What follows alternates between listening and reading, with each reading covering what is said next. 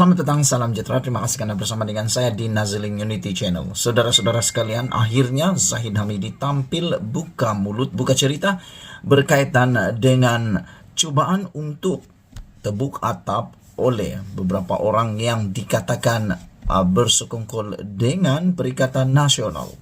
Ini kata Zahid Hamidi, beliau mengingatkan supaya pembangkang jangan cuba-cuba tebuk atap lagi. Bukan sekadar timbalan Perdana Menteri yang ingin mengingatkan pembangkang supaya jangan cuba-cuba tebuk atap lagi, tapi termasuklah netizen dan rakyat Malaysia. Untuk makluman Anda semua, kebanyakan netizen dan juga rakyat Malaysia memberikan komen bahwa mereka sudah muak dengan permainan politik, lebih-lebih lagi rancangan nak menumbangkan kerajaan, rancangan tak sabar lagi untuk berkuasa, kemerkuasa dan sebagainya. Adalah lebih baik teruskan apa yang ada sekarang ini, memandangkan rancangan dan juga pentadbiran Datuk Seri Anwar Ibrahim dilihat amat memberangsangkan setakat ini dan telah membawa banyak perubahan kepada kerajaan kita. Selain daripada itu, beliau juga dilihat sangat serius dalam memerangi rasuah di Malaysia. Belum pernah ada pemimpin di Malaysia yang seserius seperti Anwar Ibrahim di dalam menangani isu rasuah yang menular dan membara di Malaysia.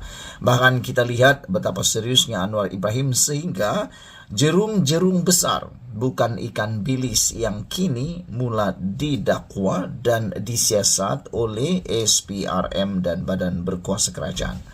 Tapi yang menariknya malam ini apabila Zahid Hamidi sendiri tampil mengingatkan dengan berani pembangkang supaya jangan cuba-cuba tebuk atap lagi. Parti pembangkang diingatkan agar tidak lagi mencuba melakukan sebarang gerakan tebuk atap untuk menjatuhkan kerajaan perpaduan yang sedia ada.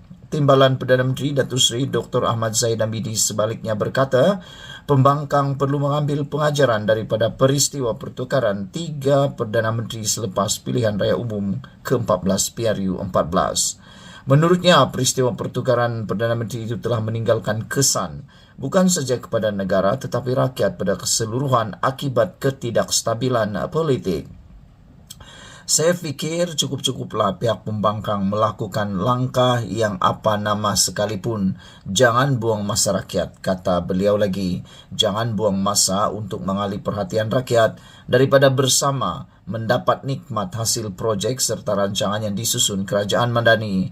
Dalam tempoh 4 tahun ini, kita bersama membina semula negara yang sudah rosak selama 1 penggal apabila ada 3 Perdana Menteri mengetuai negara yang tidak ada hasil yang baik untuk rakyat ketika itu, ujar beliau lagi. Sekian dulu untuk kali ini. Jangan lupa tinggalkan komen Anda untuk isu kali ini. Kita jumpa lagi. Bye-bye. Selamat pagi, salam sejahtera. Terima kasih Anda bersama dengan saya di Nazilin Unity Channel. Ini ialah laporan terkini yang kita terima yang menggemparkan seluruh Malaysia apabila SPRM mengesahkan bahawa 4 individu telah disiasat SPRM berkait kes Tun Daim. Dengan penemuan dan juga dengan pendedahan ini, adakah Tun Daim makin dalam keadaan kritikal? Dipetik daripada Sabudin.com, 4 individu disiasat SPRM berkait kes Tun Daim. SPRM merekodkan kenyataan daripada 4 individu dalam siasatannya terhadap bekas Menteri Kewangan Daim Zainuddin, Peguam Rajesh Najarnegara dan Sekropol yang mewakili 4 individu terbabit mengesahkan dalam satu kenyataan media bersama bahawa SPRM memanggil mereka ke ibu pejabat agensi itu di Putrajaya awal hari ini. Keempat-empat individu itu telah dipanggil untuk keterangan mereka, untuk dipanggil bagi merekod keterangan mereka direkodkan mengikut Seksyen 30 Akta SPRM 2009. Keempat-empat mereka sangat bekerjasama dan segera hadir ke ibu pejabat SPRM untuk direkodkan kenyataan mereka walaupun diberi notis kurang daripada 24 jam untuk berbuat demikian, kata kedua-dua peguam itu. Bagaimanapun, kedua-dua peguam itu membidas SPRM sebagai penindasan menyalahi undang-undang dan angkuh. Kedua-duanya memetik insiden pegawai SPRM didakwa melarang mereka menemani anak guam mereka ketika disoal siasat sekaligus menghalang mereka daripada mewakili dan menasihati anak guam mereka. Apabila ditanya pihak yang mengarahkan peguam beredar, pegawai SPRM mendakwa ia arahan datang daripada pihak atasan. Kedua-dua peguam itu mengingatkan SPRM tentang hak untuk mendapatkan perwakilan undang-undang apabila disiasat oleh Badan Penguatkuasaan adalah asas kepada sistem keadilan jenayah Malaysia. Malaysia kini telah menghubungi Ketua Pesuruhjaya SPRM Azam Baki untuk mendapatkan maklum balas berhubung perkara itu. Pada 21 Disember tahun lepas, SPRM menyita Menara Ilham, sebuah bangunan bernilai komersial tinggi yang terletak di Kuala Lumpur. Bangunan itu dimiliki oleh keluarga Daim dan juga sekutu rapat bekas Perdana Menteri Dr. Mahathir Mohamad. Dipetik daripada Malaysia Kini, dipetik daripada Sabudin.com. Satu komen yang ingin saya bacakan dalam ruangan komen di Sabudin.com ialah apabila salah seorang mereka mengatakan bahawa peguam janganlah mempersoalkan perkara itu, yang dipanggil 4 orang. Ini SOP, bukan peguam yang dipanggil.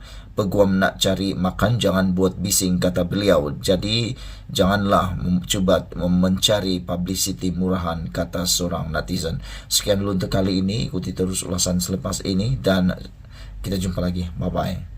Selamat malam, salam sejahtera. Terima kasih kerana bersama dengan saya di Nazilin Unity Channel. Habislah Perikatan Nasional dengan bukti terbaru ini, kata netizen. Mahu tumbangkan kerajaan, bukti Perikatan Nasional kemeruk kuasa. Tindakan Perikatan Nasional PN yang terus-menerus mahu mengambil alih kerajaan membuktikan mereka sebenarnya kemeruk untuk kembali berkuasa selepas gagal pada pilihan raya PRU 15 lalu. Timbalan Ketua Penerangan UMNO Kelantan, Nur Hariri Mohamed Nur berkata, usaha itu dibimbangi boleh mencetuskan ketidakstabilan politik sekaligus merugikan kerajaan dan negara. Sampai bila kita nak hidup begini, suasana politik tidak stabil? Saya rasa rakyat sudah penat untuk berdepan dengan percaturan politik gila kuasa, kata beliau. Saya sarankan PN supaya menghormati keputusan yang telah dibuat oleh rakyat pada PRU 15, katanya ketika dihubungi utusan Malaysia di sini hari ini. Ketua UMNO bahagian Pasir Mas itu memberitahu, pembangkang sepatutnya memainkan peranan semak dan imbang dengan lebih tuntas dalam membina semula negara selepas pandemik COVID-19. Katanya, pembinaan semula negara itu penting bagi memastikan kesejahteraan rakyat terus terbela. Fokuslah kepada kerja. Jangan asik mahu berpolitik. Rakyat sedang memerhati. Jika nak tukar kerajaan, tunggulah PRU 16, kata beliau lagi. Beri ruang kepada kerajaan perpaduan untuk menjalankan tanggungjawab. Bersikap gentleman, jangan sibuk mahu tebuk atap, ujarnya lagi. Nur Hariri turut mengingatkan Perikatan Nasional supaya memberikan tumpuan kepada pentadbiran di 4 negeri yang dimenangi mereka, daripada sibuk mahu menumbangkan kerajaan. Rakyat Kelantan, Kedah, Terengganu dan Perlis memberikan kemenangan besar kepada Perikatan Nasional. Jadi, bekerjalah untuk masyarakat, katanya. Utusan Malaysia semalam melaporkan Ketua Pengarah Pilihan Raya PN Datuk Seri Muhammad Sanusi Matnor memberi bayangan usaha mengambil alih kerajaan secara demokrasi tidak pernah dihentikan oleh pembangkang. Beliau mendakwa selagi mana usaha itu tidak membelakangkan perlembagaan, proses tersebut tidak ada halangan untuk dilakukan, tambahan pula dengan kelompangan yang ada pada Akta Anti Lompat Parti. Malah, Menteri Besar Kedah itu turut mengesahkan kenyataan timbalan Perdana Menteri Datuk Seri Dr. Ahmad Zahid Hamidi yang mengakui wujud tentang rancangan yang dipanggil Langkah Dubai itu di utusan. Maka mahu tumbang kerajaan adalah bukti Perikatan Nasional kemeruk kuasa. Dengan bukti terkini ini, netizen menulis, habislah Perikatan Nasional. Sekian dulu untuk kali ini. Jangan lupa tinggalkan komen anda, tekan butang subscribe. Malaysia kita punya, kita jaga sama-sama, cintai Malaysiaku. Bye-bye.